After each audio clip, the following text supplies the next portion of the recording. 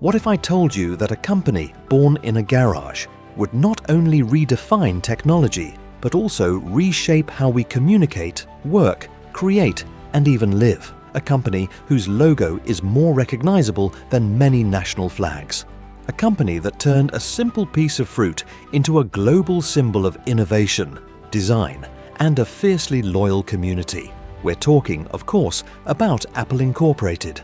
From the clunky hobbyist computers of the 1970s to the sleek, powerful devices that fit in our pockets and on our wrists today, Apple's journey is more than just a business success story. It's a saga of vision, rebellion, near collapse, triumphant comeback, and a relentless pursuit of perfection.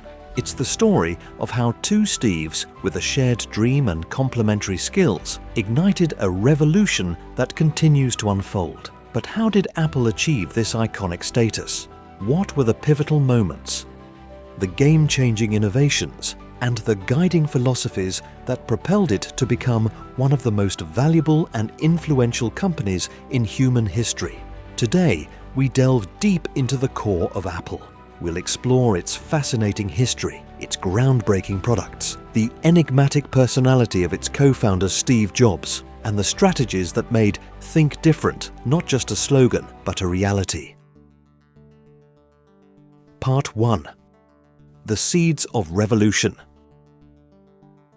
Our story begins not in a grand corporate office, but in the sun-drenched suburbs of California in the early 1970s. The world of computing was a different realm then, dominated by colossal mainframes, accessible only to large corporations and research institutions. The idea of a personal computer was revolutionary, almost fantastical. But in this era of technological ferment, two young men were about to cross paths: Steve Wozniak and Steve Jobs. Steve Wozniak, often called Woz, was the engineering prodigy. A brilliant, self-taught electronics enthusiast, Wozniak had a knack for making complex technology work with elegant simplicity. He was driven by the sheer joy of creation and a desire to share his inventions with fellow hobbyists. He was the kind of guy who could look at a circuit board and see a symphony.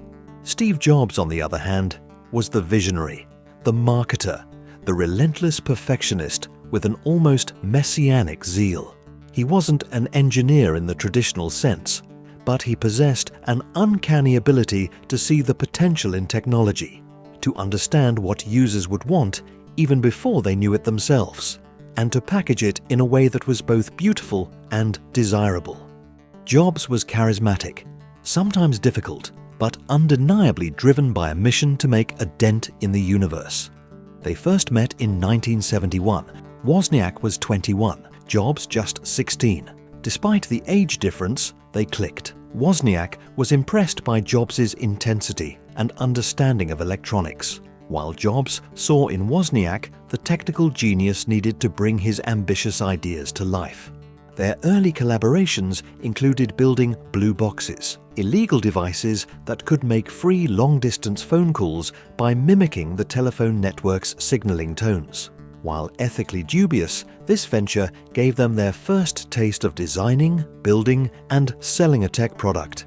A crucial catalyst in these early days was the Homebrew Computer Club, formed in 1975 in Menlo Park, California.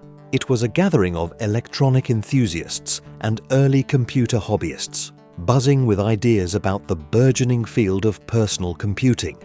It was here that Wozniak, a regular attendee, first showcased his creation, a brilliantly designed computer circuit board.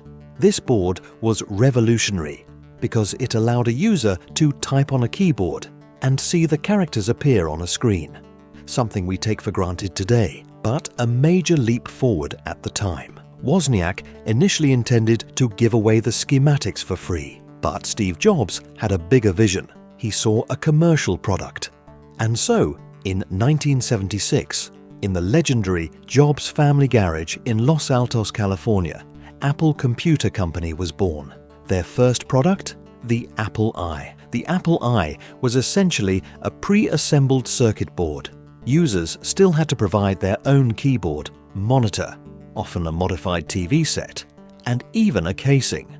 It was priced at $666.66, a number Wozniak reportedly chose because he liked repeating digits, and it was a 1/3 markup on the wholesale cost. They sold around 200 units, primarily to fellow hobbyists and through the Byte Shop, one of the first personal computer stores. It wasn't a massive commercial success by today's standards, but it was proof of concept. It showed that there was a market, however nascent, for personal computers. And it provided the seed capital, and more importantly, the conviction to aim for something much bigger. Part 2. The Apple II Revolution.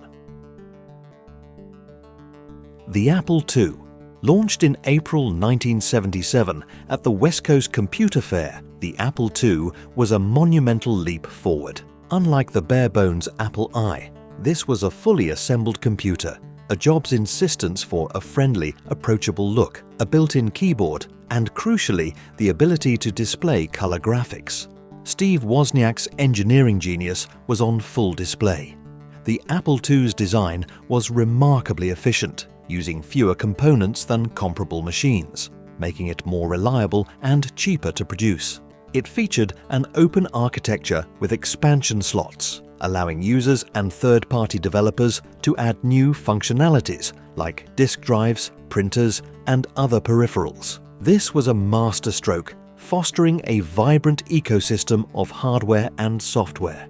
Steve Jobs, meanwhile, understood that a great product needed great marketing and a vision for who would use it. He secured funding from Mike Markkula, a former Intel marketing manager, who also brought crucial business acumen to the fledgling company. Markkula helped draft the business plan and famously emphasized 3 core principles for Apple: empathy, a deep understanding of customer needs; focus, eliminating unimportant opportunities; and impute, people do judge a book by its cover, so presentation and quality are paramount. The Apple II was marketed not just to hobbyists, but to homes, schools, and small businesses. One piece of software in particular became its killer app, VisiCalc. Released in 1979, VisiCalc was the first electronic spreadsheet program.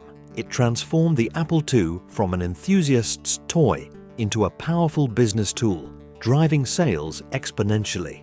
Suddenly, accountants, small business owners, and financial analysts had a compelling reason to buy a personal computer. The Apple II series went on to sell millions of units. It established Apple as a major player in the nascent personal computer industry.